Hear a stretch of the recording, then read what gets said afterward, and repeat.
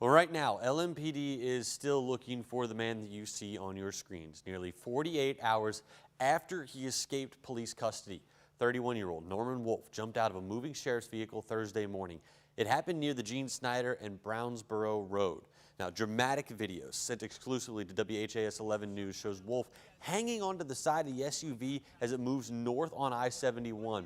Now, police say he kicked out the back window of the cruiser. He made his getaway when the car slowed down on an exit ramp.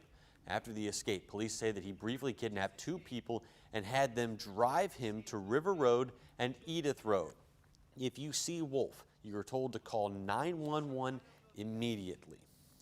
Now, some residents in Bloomfield, Kentucky may have some unanswered questions after changes in City Hall leadership.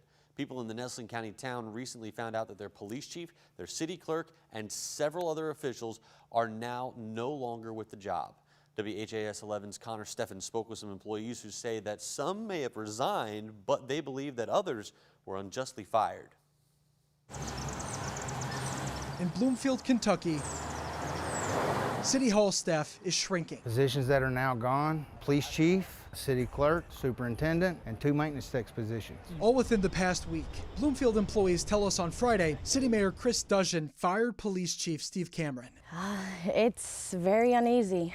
I feel very uneasy. I feel very sad. City Clerk Karen Biederman also fired. I want nothing but the best for the city. I say it's unjust. Again, you had two people. This was their means of living. In response, the now former Public Works Superintendent Travis Clark handed in his resignation. So why resign? I mean, that's your means of making a living. Because I feel right is right and wrong is wrong. My conscience wouldn't let me stand by and see two honest people terminated for doing the right thing. Several former and current city officials believe the firings could be in response to an ongoing investigation here in the city.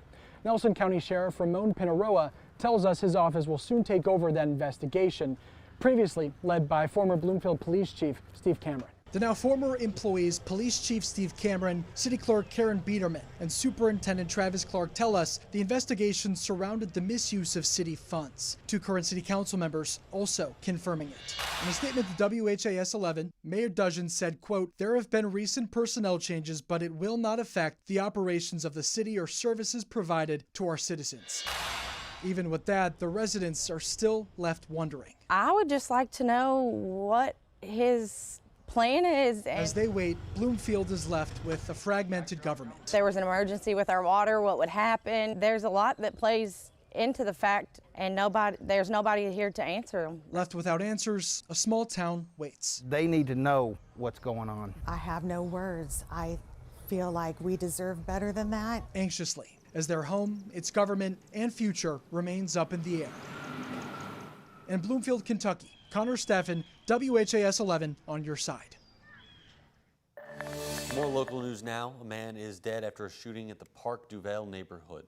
LMPD says officers responded to a shooting on Olive Street near West Galbert Avenue around 2 p.m. on Friday. Officers say they found a man who had been shot. He later died from his injuries.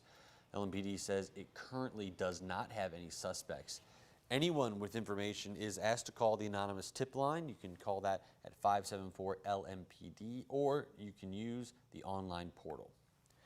A SWAT team dragged an armed and dangerous person out of a Jeffersonville motel Friday afternoon. Authorities say James McGuffin of Louisville resisted arrest. All this happening at the Holiday Motel on 10th Street. Officers attempted to serve an arrest warrant when they say McGuffin got hostile and aggressive, eventually barricading himself inside a room. You can see on your screen when the officers decide to make their move with their police dogs.